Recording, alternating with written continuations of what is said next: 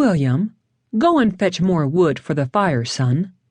I thought I was dreaming when I heard the unfamiliar voice. There was no need to pinch myself.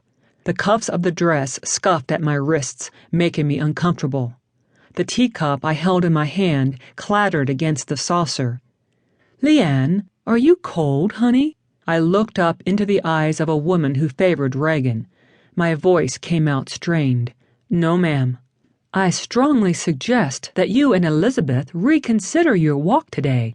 It's much too cold outside for young ladies." "We'll be fine, Mother. Don't worry. We have our heavy coats." Without looking over at her, I knew the voice immediately. My heart began to hammer in my chest. I stood on shaking legs and refused to look at the woman who handed me my coat. Silently, I followed her to the front door, staring at her back. Her hair, much darker than Reagan's, was piled on top of her head and secured by a hat, the likes of which I'd seen in museums. Cold air hit me in the face as she opened the door and stepped out onto the porch. "We'll be back directly, Mother," she called as she pulled on her gloves.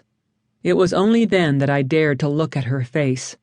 Her eyes, thankfully, were trained on the water as we readied for the walk. "You're very quiet today," she said softly as her eyes darted my way. "Are you having feelings of regret?"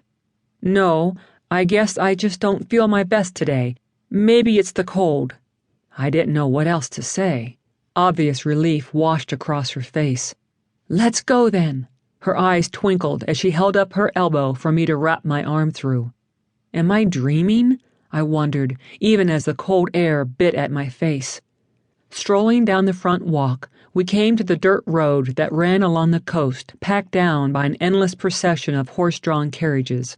I watched as Elizabeth raised her dress slightly and began crossing the road to a planked walkway that ran along the shoulder. "Lift it high enough to show your ankles. The boys are watching," Elizabeth said with a giggle as she hefted her dress higher. I remembered my grandfather telling me once that when he was a boy, he and his friends would go to the train station hoping to catch a glimpse of an exposed ankle as the ladies disembarked from the trains. I grinned, thinking how shocking it would be for these people to see the expanse of skin that now shows on these very beaches.